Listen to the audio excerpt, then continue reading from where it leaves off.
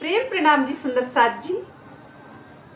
आज कीर्तन ग्रंथ के 69वें प्रकरण का मंथन करेंगे। इस प्रकरण में महाशून्य पर प्रकाश डाला गया है और महामती जी के अनुसार इसी महाशून्य से यह विशाल ब्रह्मांड 14 लोकों का ब्रह्मांड उत्पन्न हुआ है।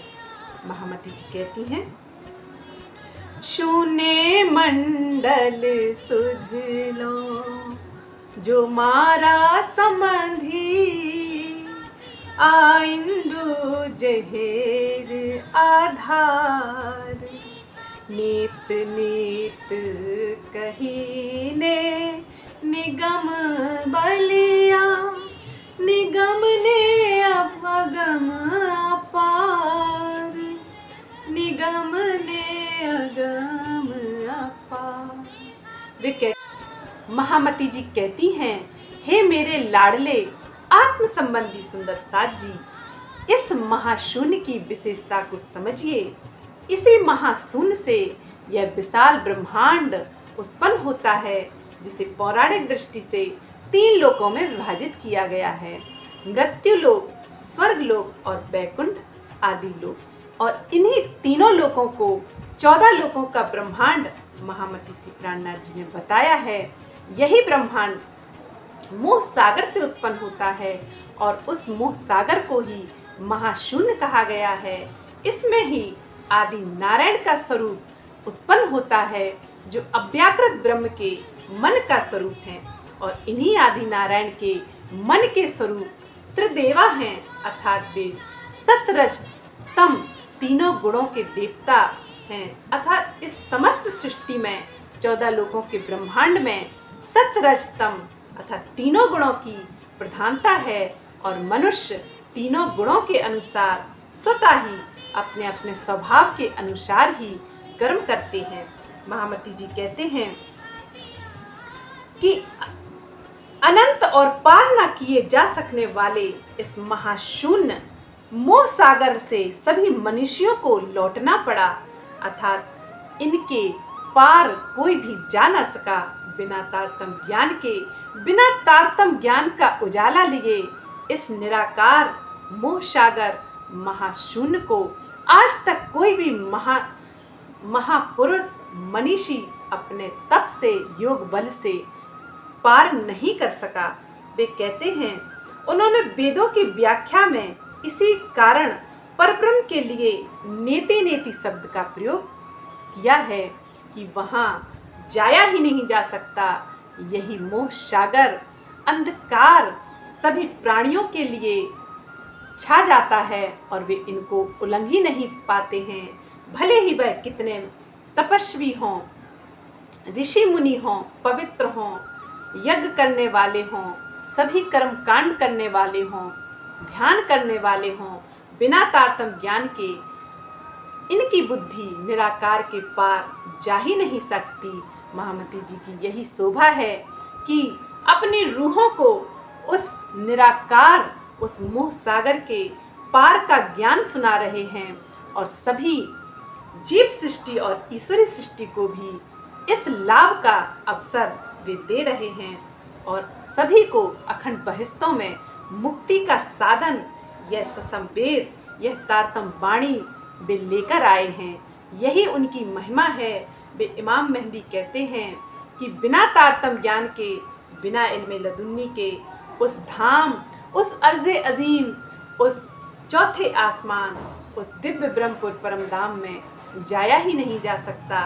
एकमात्र तारतम ज्ञान का प्रकाश उस धाम में उजाला कर सकता है।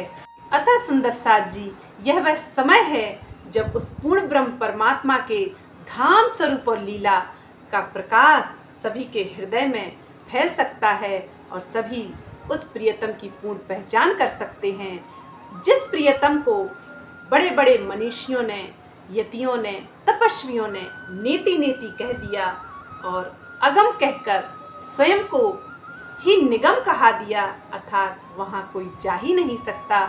ऐसे प्रियतम परब्रह्म को इस 28वें कलयुग में सभी जीव सृष्टि, ईश्वरी सृष्टि जान सकती हैं और ब्रह्म सृष्टि की ऐसी महिमा है इन्हीं ब्रह्म सृष्टियों के कारण यह ज्ञान इस ब्रह्मांड में आया है। और महामती जी आगे कहते हैं, यहाँ आदि अंत नहीं था वर जंगम, अज वासना कई आधार जी। निराकार आकार नहीं, नर ना कहवाए काई नार जी।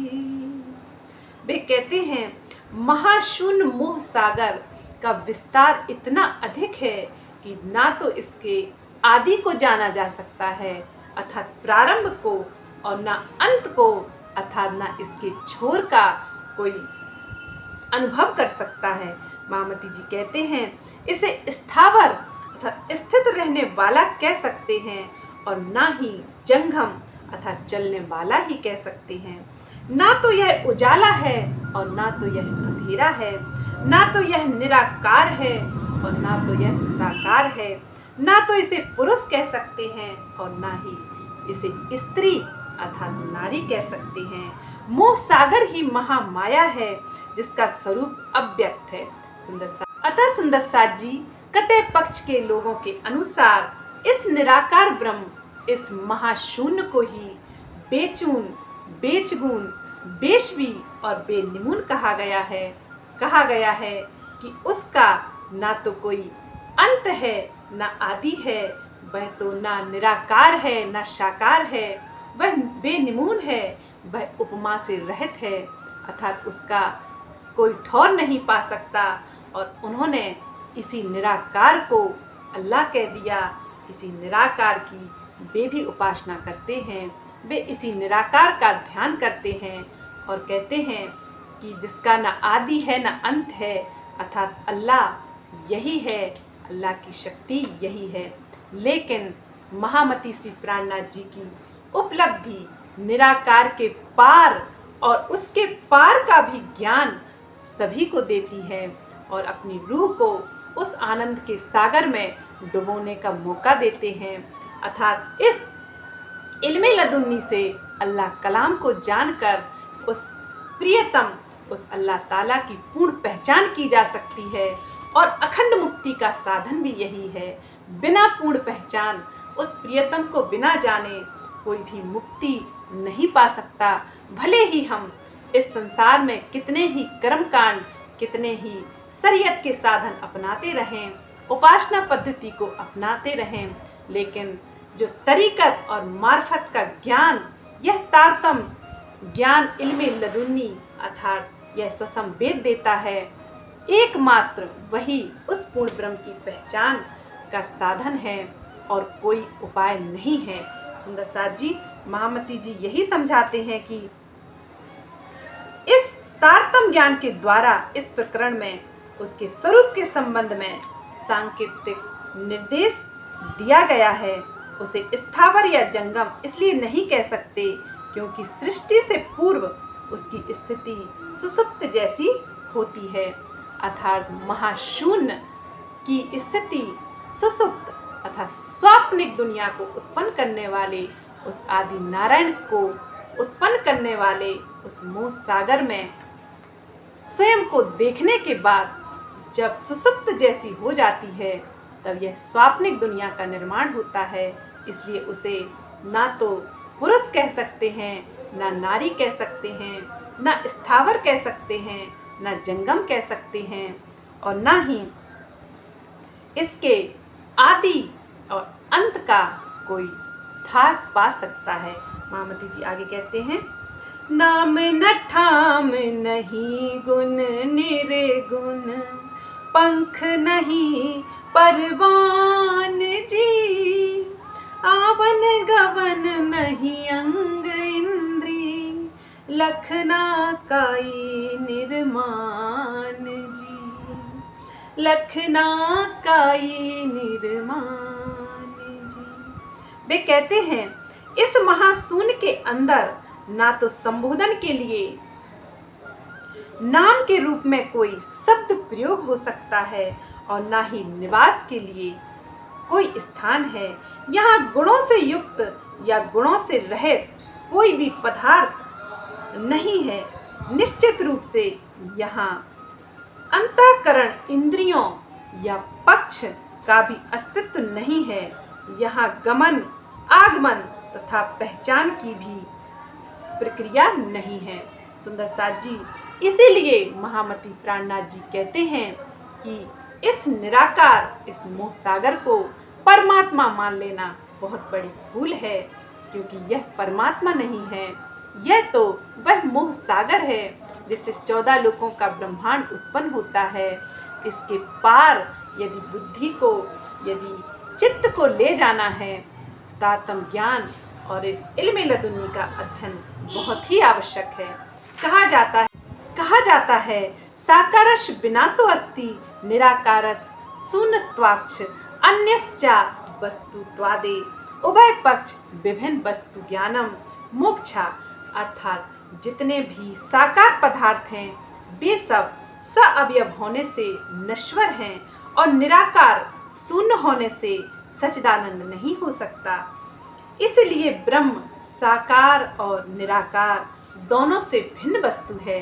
अर्थात ब्रह्म ना तो साकार है ना तो निराकार है। महामती जी की वाणी, इस दिव्य वाणी के प्रकाश में हम रूहों ने, हम सुंदर साथ ने जाना कि वह प्रियतम, अमृत सूरत, हसीन सूरत, नूरी स्वरूप, किशोर स्वरूप वाला है। वह आनंद का सागर है, उसको ही सच्चिदानंद कहा गया है। यदि निराकार और सूर्य सच्चिदानंद होता तो वह प्रेम और आनंद की लीलाएं भला कैसे करता और अपने नाम को साकार सार्थक कैसे करता, क्योंकि शून्य, निराकार, निरंजन परमात्मा नहीं हो सकता, क्योंकि वह सच्चित के आनंद के लक्षणों से रहित है। सच्चिदानंद परमात्मा अपनी रूहों से इश्क की लीलाएं करते हैं, प्रेम की बातें करते हैं। उन लीलाओं में वह निराकार हमें कैसे डुबो देगा, जिसका ना आकार है, ना रूप है, ना रंग है, ना वह स्त्री है, ना पुरुष है। वह तो मोह सागर अंधकार है। उससे प्रेम और आनंद की लीलाओं की कल्पना भला संसार कैसे कर सकता है और उसको परमात्मा भला कैसे कह सकता है। इस तारतम्य ज्ञान के प्रकाश से, महामती श्री प्राणनाथ जी की कृपा से हम सभी जाने हैं कि निराकार के पार और तिन पार के पार हमारा आत्मा का प्रियतम, हमारा भरतार है और उसके प्रेम और उसके अखंड सुख में डूबने से ही आत्मा की तृप्ति होती है और अखंड सुखों में आत्मा विहार करती है और इस काल माया के ब्रह्मांड में भी वह आनंद में डूबी रहती है, उन्हीं की मस्ती में खोई रहती है। उसे माया के दुख छू भी नहीं सकते, माया की जलन उसके पास नहीं आ सकती। ऐसी महामती श्री प्राणनाथ जी की कृपा है, जिन्होंने इस तारतम्य ज्ञान के प्रकाश में हम रूहों को इस माया की जलन से और इस माया के दुख से निकाला है और उस चौथे आसमान दिव्य ब्रह्मपुर परम धाम में अखंड आनंद में हमारी आत्मा को विहार करवाया है और बेहदत, खिलवत और इश्क की लीलाओं में सराबोर करके उनके नूरी चरणों में इस आत्मा को परात्म का श्रृंगार सच के उन्होंने मूल मिलावे में उनके चरणों में बैठा दिया है। ऐसी उनकी महिमा है। महामती जी कहती हैं, बड़े से बड़े योगी, बड़े से बड़े यति, बड़े से बड़े तपस्वी उस धाम की कल्पना नहीं कर सकते। वे इसी संसार में तपस्या करके, व्रत करके, हवन पूजा पाठ करके रहते हैं और माया की जलन से वे नहीं बच सकते। माया उन्हें परेशान करती ही रहती है, लेकिन जो अखंड का ज्ञान रखते हैं, अखंड धाम में जिनकी आत्मा परात्म का श्रृंगार सज के अपने प्रियतम के साथ विहार करती है, उस आत्मा की शांति का क्या कहना, उस आत्मा के आनंद का क्या कहना, यह आत्मा ही जानती है। कितना आनंद मिलता है यह तो आम खाने वाला ही जानता है कि वह आम कितना मीठा है। दूसरों को बता नहीं सकते। उन्हें जानने के लिए वह आम खाना पड़ेगा कि यह कितना मीठा है। फिर उसको अनुभव होगा कि वास्तव में उस परम धाम की लज्जत क्या होती है, उस धाम के सुख क्या होते हैं। इस संसार के तुच्छ और क्षणिक सुखों में मनुष्य सारा जीवन सुख सुविधाओं को इकट्ठा करता है और जलता रहता है, उसे आनंद की अनुभूति नहीं होती। यहाँ तो क्षणिक सुख है, यहाँ आनंद है ही नहीं। महामती जी कहते हैं, यहाँ रूप ना रंग नहीं तेज जोत, दिवस न काई रात जी, भौम नागिन नहीं जलवाई, ना शब्द सोहे आकाश जी। कहते हैं यहाँ पर किसी भी प्रकार का रूप रंग नहीं है, ना तो किसी प्रकार का तेज या ज्योति है। दिन या रात्रि की भी यहाँ लीला नहीं होती है। यहाँ पृथ्वी जल अग्नि वायु तथा आकाश का भी अस्तित्व नहीं है। यहाँ तक तो सो अहम शब्द भी नहीं पहुँचते। अर्थात सुंदर साथ जी, महाशून्य का स्वरूप इतना सूक्ष्म है कि उसमें इस चौपाई में वर्णित रंग तेज ज्योति रूप तथा पांच तत्व का स्वरूप व्यक्त रूप में नहीं है, किंतु ये सभी उसी से प्रकट होते हैं। सुंदर साथ जी, यह तो वही बात हुई कि सिंध में बिंद समाया रे साधो, सिंध में बिंद समाया। अर्थात यह संसार यह उस मोह सागर से उत्पन्न होता है, उस महाशून्य से उत्पन्न होता है, जिसमें ना तो पांच तत्व हैं, ना तीन गुण हैं, ना ही सो अहम शब्द भी हैं। लेकिन सुंदर साथ जी, मनीषी जो परब्रह्म को पाने की राह पर हैं, बिना तारतम्य ज्ञान के इसी महाशून्य में भटक जाते हैं और वे इन्हीं को परमात्मा मान लेते हैं। इस महाशून्य से बेशक संसार की उत्पत्ति हुई है, सभी प्राणी इसी महाशून्य की देन है।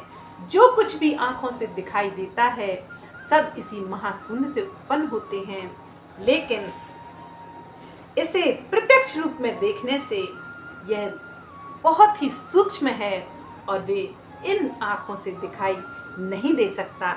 महामती जी आगे कहते हैं, यहाँ रस ना धात नहीं कोई तत्व, गिनान नहीं बलगंध जी, फूल न फल मूल बिरख, भंग न काई अभंग जी, भंग न काई अभंग जी।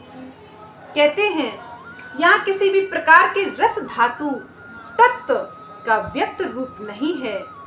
यहाँ किसी भी प्रकार का ज्ञान शक्ति या गंध का भी एहसास नहीं है। कोई भी प्रकार के फल फूल और वृक्ष के मूल अर्थात बीज का भी कोई व्यक्त रूप नहीं है। जीवन और मरण का भी यहाँ कोई चिन्ह नहीं है।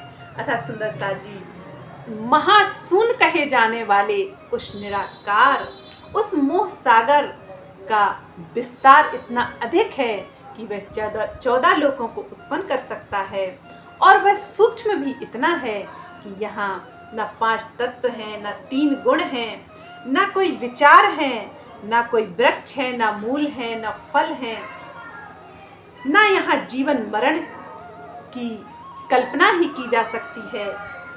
यहाँ मृत्यु भी नहीं और यहाँ जीवन भी उत्पन्न नहीं हो सकता, क्योंकि अतः सुंदर साथ जी, अक्षर ब्रह्म के मन अव्याकृत ने स्वयं को उस मोह सागर में आदि नारायण के रूप में देखा। अतः वह मोह सागर ही उनके स्वप्न की कार्यशाला है, उनकी लीला का स्थान है। इसीलिए वह स्वप्न के समान है, वह दिखाई नहीं दे सकता।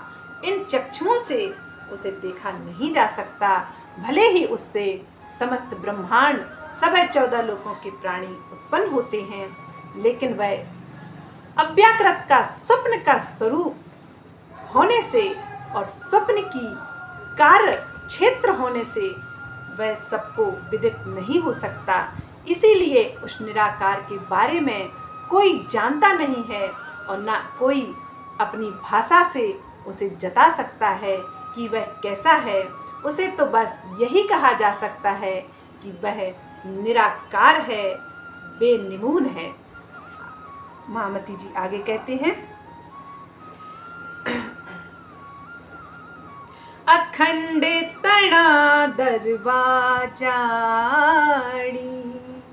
सुन मंडल विस्तार जी, एड़ाने बैठी अछती, बांधी रे हथियार जी, बांधी रे हथियार जी। कहते हैं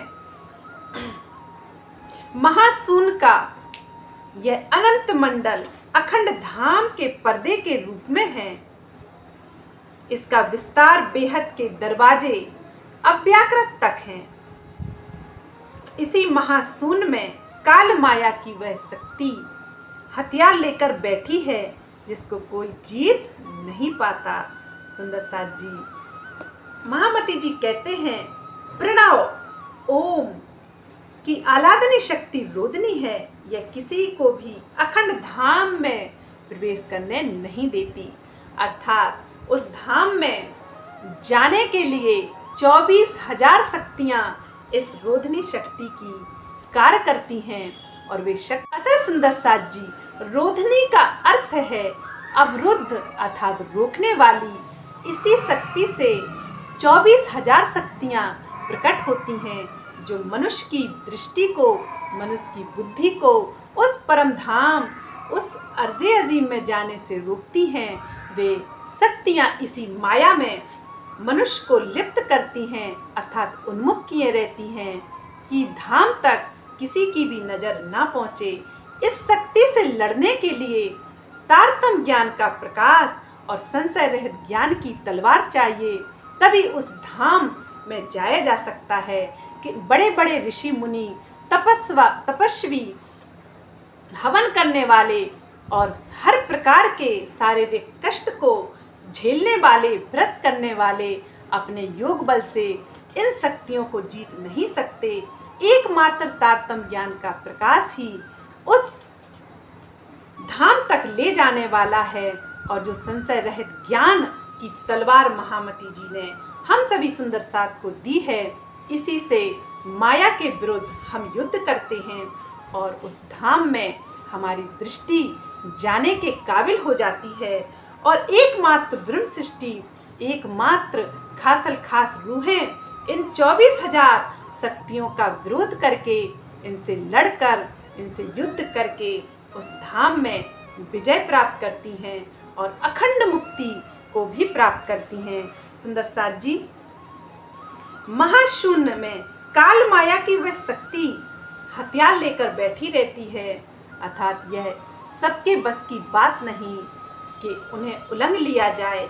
बिना तारतम्य ज्ञान के इन्हें ना तो कोई उलंघ सकता है और ना कभी उलंघ पाएगा।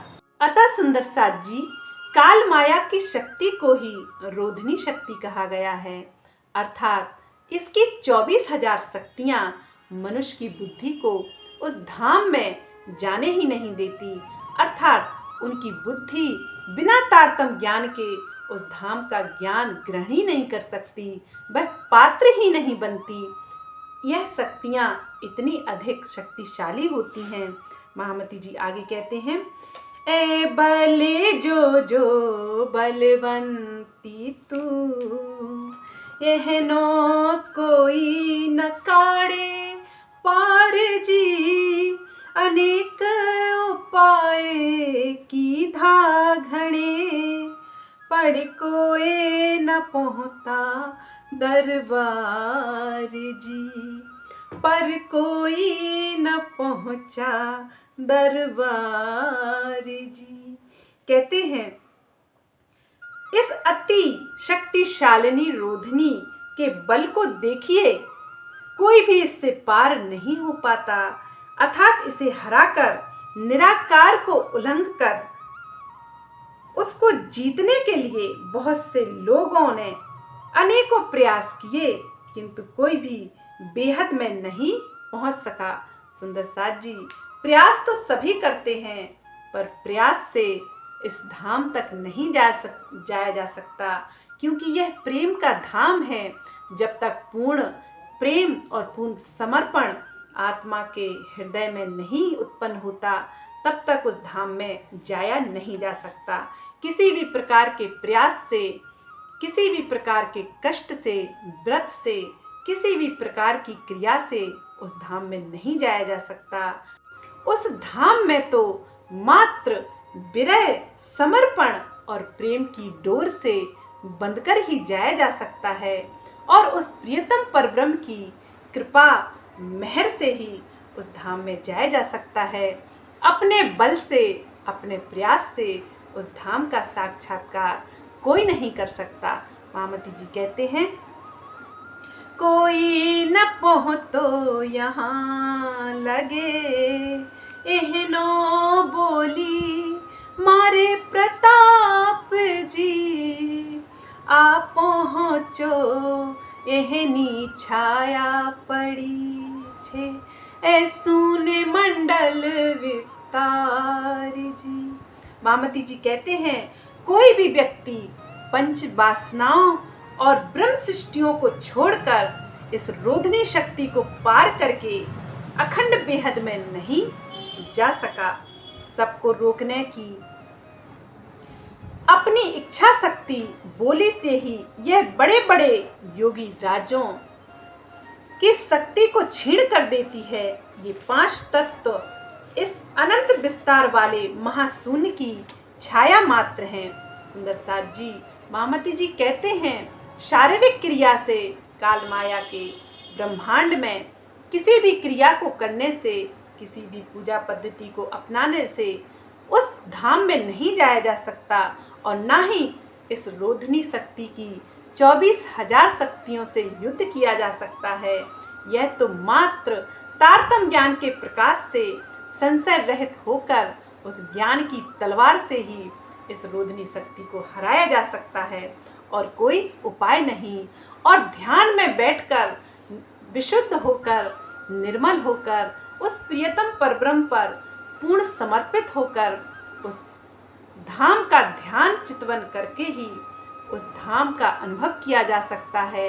यह मात्र पंच वासनाओं अर्थात सुखदेव मुनि, कबीर जी, विष्णु जी और शिव जी और सनकादिक मुनियों के अतिरिक्त और ब्रह्म सृष्टियों के अतिरिक्त उस बेहद मंडल तक कोई नहीं जा सका, और बेहद मंडल को पार तो केवल ब्रह्म सृष्टि ही कर सकती हैं, क्योंकि वे पार की रहने वाली हैं। वे उस अक्षर ब्रह्म से भी परे उस धाम की रहने वाली हैं। वे ही उस धाम में जाने का अधिकार रखती हैं, क्योंकि उनका ही वह निज घर है। महामती जी आगे कहते हैं, ए पेड़ काली किन देखी नहीं, सब रहे छाया में उलझाए, गम छाया की भी ना पड़ी, तो पेड़ पार क्यों लखाए, तो पेड़ पार क्यों लखाए।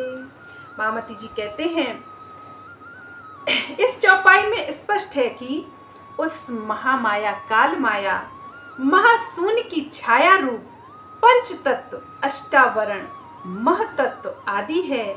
छाया का अर्थ मात्र प्रतिबिंब ही नहीं होता है।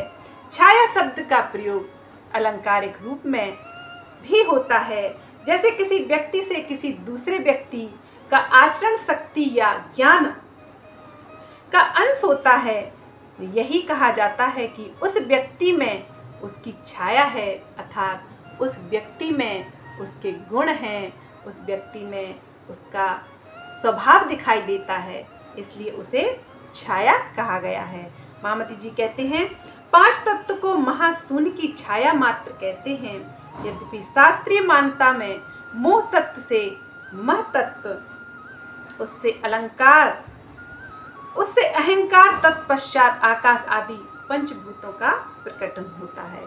अतः सुंदर साथ जी, उस महाशून्य से चल अचल सभी कुछ उत्पन्न होता है। 5 तत्व 3 गुण सहित यह 14 लोकों का ब्रह्मांड उसी महाशून्य से उत्पन्न होता है, क्योंकि यह अक्षर ब्रह्म का स्वप्न की कार्यशाला है। यह उसका क्षेत्र है। यह मोह सागर, यह महाशून्य ही इस संसार को उत्पन्न करने वाला है। लेकिन प्रत्यक्ष रूप से देखने पर कुछ भी दिखाई नहीं देता, क्योंकि यह विस्तार होने से अति सूक्ष्म भी है और इसका विस्तार का था भी नहीं पाया जा सकता। जैसे बिंद में सिंध समाता है, उसी प्रकार इस महाशून्य महामाया मोह सागर में, इस बिंद में सिंध अर्थात 14 लोकों का ब्रह्मांड समाया होता है। इसी से उत्पन्न होता है और जब महाप्रलय में यह उसी में लीन भी हो जाता है। सुंदर साथ जी, 69वां प्रकरण समाप्त हुआ। बोलिए प्राणनाथ प्यारे की जय। प्रेम प्रणाम जी सुंदर साथ जी।